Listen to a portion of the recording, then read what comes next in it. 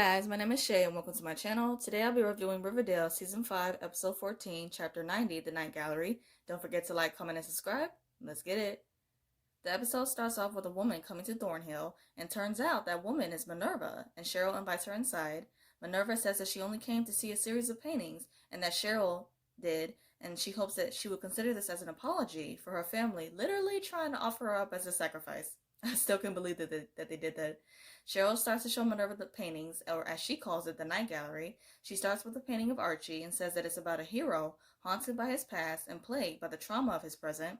Archie is talking to his therapist, Dr. Winters, and he is telling her about his vivid nightmares. She offers him some anti-anxiety medication, but he refuses. She suggests another method of him trying eye movement and reprocessing, as Archie recalls the night Bingo was killed in the war. As Archie is telling the story, he is emotional, and Dr. Winters tells him to take a breath and to try it again. Archie, Eric, and Uncle Frank are talking about Archie's first therapy session, and he says that it went great. Eric says that she gave him some medication, but he isn't having any side effects. Cheryl comes inside and she tells them that while everyone else knew about the palladium, she is just now finding out. She says that she needs a group of men to reopen her mind and grab the palladium before Hiram steals it.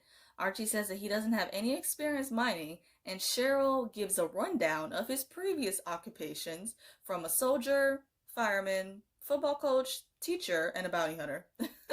Archie Andrews does it all. And Cheryl, she always has some of the best lines in the show, and I just love it. Like, this show, it just needs a character like her, because if it didn't, it would be boring without her. Uncle Frank says that he ran a crew back in Alaska, and he thinks that it can be done, and they all agree. Cheryl tells them that they need to start immediately, and the guys arrive to the mine. Archie, Fangs, Kevin, Reggie, Eric, and Uncle Frank are together, and before they get started, Cheryl, along with Nana Rose, they say a prayer for them. As Archie and Reggie are walking into the mine, Reggie questions Archie if he's fine, and Archie says that he's okay, but he's lying. We can clearly see that he's not fine. Afterwards, it shows the guys sitting around having lunch, and Archie notices Kevin is missing. Reggie says that Kevin is still in the mines working because he said that he wasn't hungry. Archie says that it's not okay to leave him or anyone else in there alone, and he goes in there after him. He is calling out for Kevin, and then he suddenly sees sparks flash. He is having flashbacks of the war again, and he sings Bingo's body. He immediately gets on the ground and starts crawling. He sees Kevin, who sees him a big chunk of palladium and that he found. Archie, Kevin, and Uncle Frank bring the palladium to Cheryl, and she tells them job well done and to get right back to work. Archie mentions having a crazy war flashback to Dr. Winters, and she gives him a prescription of anti-anxiety medication. The guys are sitting around, and Reggie and Fangs are telling stories about the Mothman, and I'm like, here we go again. Archie says that he's heard enough of that, and that's literally us any and every time that the Mothman is brought up or mentioned. Like, I just can't. They go back inside, and Archie hears his name being called out by Eric, and he goes over to check on him. As Archie turns around, Archie sees his face as the Mothman. He rushes out of the mine, and Uncle Frank comes after him. Archie says that the pills he's on is really messing with his head, so he goes to confront Dr. Winters about the medication. Archie is in a rage, and he is saying that she is working for Hiram. He tells the man in her office to not take the drugs that she's prescribed because she is experimenting on her patients. Archie comes home and tells Eric that he's got to stop seeing Dr. Winters and that she is just using them as guinea pigs. Eric doesn't believe him, of course, and says that he is not going to stop seeing her and that he doesn't think that Archie should either. Eric mentions all the men Archie has lost in the war and knows that it can't be easy for him. Uncle Frank tells Archie that maybe he should take the day off to rest and focus on the payroll for the guys. As Archie is outside preparing firewood, he hears a lot of noise coming from the mines. He goes inside and he sees Kevin, Fangs, and Reggie hallucinating off of something. He tells Reggie to get Kevin and Fangs out of the mine while he searches for Eric and Uncle Frank. He sees Eric strangling Uncle Frank, and Archie punches Eric, and they both grab him and leave the mine. Archie and Uncle Frank go to Cheryl to let her know that the mine has an odorless gas, and that they were all experiencing side effects, and that it's not safe to go back inside. Cheryl asks how can they fix it, and Archie replies that they can hook up a pump to make sure that there's fresh air. She tells him to do that and to get back to work ASAP. And Cheryl is something else sometimes, because she prayed for them and their safety before they went into the mines and got started. And then now with this carbon monoxide literally causing them harm and jeopardizing their safety, all she cares about is getting that palladium. Cheryl. Archie comes to Dr. Winters to apologize for blaming her for the side effects. he was experiencing due to the carbon monoxide. He begs her to not let him go as a patient and says that a lot of men in the war died under his command. And I can't even imagine what that must do to a person's mental health. I can't even imagine. He says that he is hallucinating and seeing them all the time. Dr. Winter says that she is scared to be alone with him and suggests that if he is having these intense hallucinations, it's not safe for him to be around anyone right now.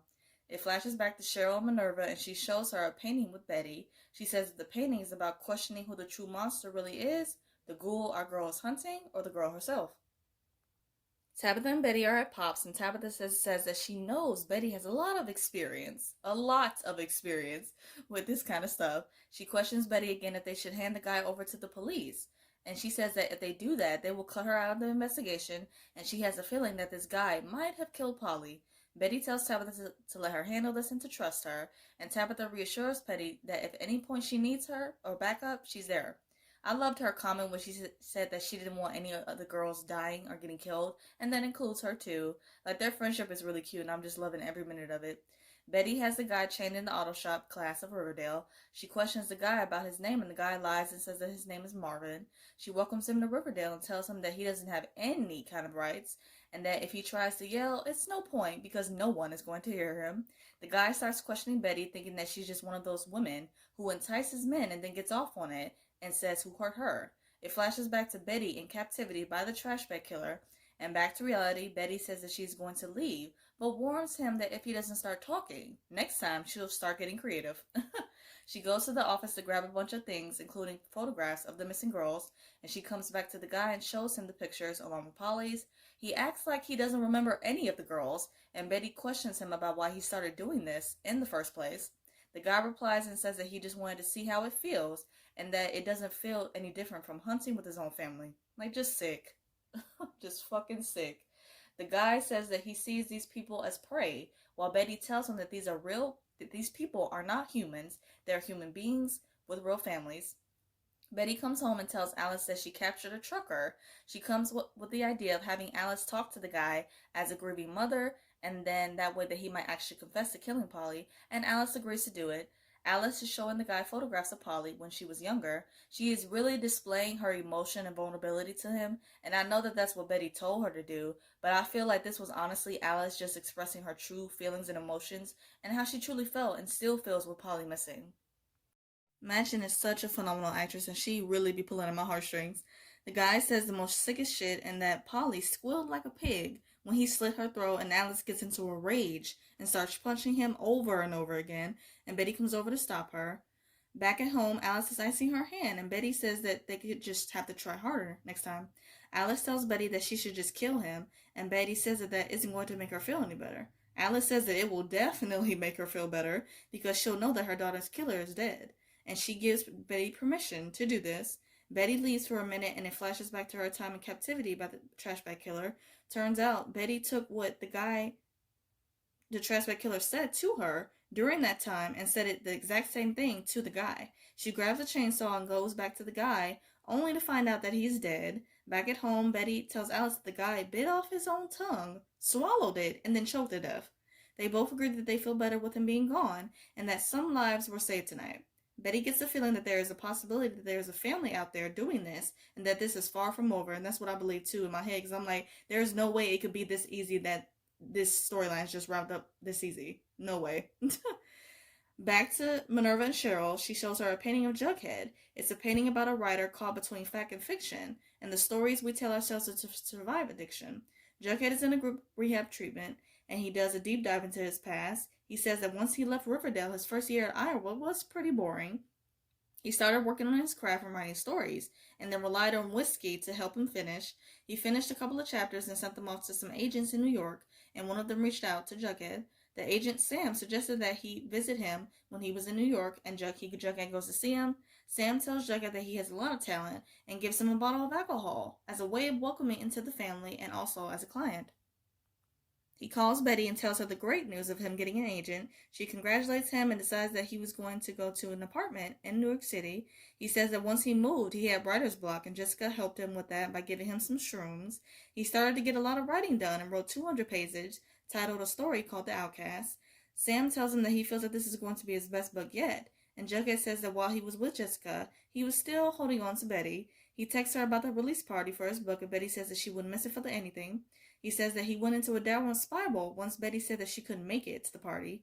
He starts drinking, and then he leaves that horrible and cruel voicemail to her. He is stumbling in a dark alley, and Jughead describes it like he was swallowed up by the darkness. He recalls waking up in a hospital room, and Jessica informs him that he's been in there for a few days. Afterwards, he kept up his old habits. When he got the call from Archie, he decided to come home. He says that once he got back, though, something just kept gnawing at him, so he just kept on drinking. After hitting rock bottom at Skid Row, he decided to go back to New York to confront his demons and figure out what exactly happened the night of his book release. He goes to the same hospital and requests a copy of discharge records. He says that he was treated for rabies and goes to confront Jessica about this. Jessica says that once he came into the hospital, he was ranting and raving about a rat king. Like, oh Lord. Once Jughead says that this main guy leading the group rehab therapy, even he couldn't believe what he said, like a rat king. Like, that's how we all feel about the Mothman. Just the Mothman BS. Like, come on. He goes underground and goes to sleep on a cot where he sees the Rat King. He informs the Rat King that he's a writer and he offers to tell him a story. The Rat King agrees after Jughead is finished telling the story. He's very impressed and clapping and all of that. He says that he will come back tomorrow and prepare everything for his arrival. He says that he got a visit from Betty, more like a hallucination, and she tells him to leave because he is in danger. He says that he escaped and he was out of it due to being affected, and the cops took him to the hospital. It takes him 2 days to get back to the sewer where he once was, and he remembers it vividly. He finds his book and sees a page talking about the Rat King and his captive, and he realizes that the Rat King was just a story that he made up to distract himself from what really happened down there. And who knows? We don't know. He admits to being angry and drunk on the night of his party, and when he was in that sinkhole in the darkness, he was covered in rats. He was afraid that if he opened his mouth to scream, they would crawl into his mouth. He says that for the 3 whole days that he was gone, he says that absolutely no one missed him. And that was sad when he said that. Like, damn. He admits that he has to deal with that and get his drinking under control. I'm glad that Jughead, along with Archie, is getting some help for their trauma. Now, I just need Betty to get some help, too, because we see that sis is going through it. She is going through it. Back to reality, Cheryl shows Minerva a painting she did of the 2 of them. Minerva admits to still having feelings for her, but she is going to South Africa for an art buying trip. The episode ends with Cheryl and Minerva deciding not to waste a moment and have their moment together and sleep together. They are really cute, but I'm Team Shoni all the way. So, I hope you guys enjoyed my review of Riverdale. I'll review other shows like Legacies, All American, Good Trouble, and some other stuff. And if those interest you, please check out those videos on my channel and subscribe. I hope you guys have a great day, stay safe, and see you guys next week.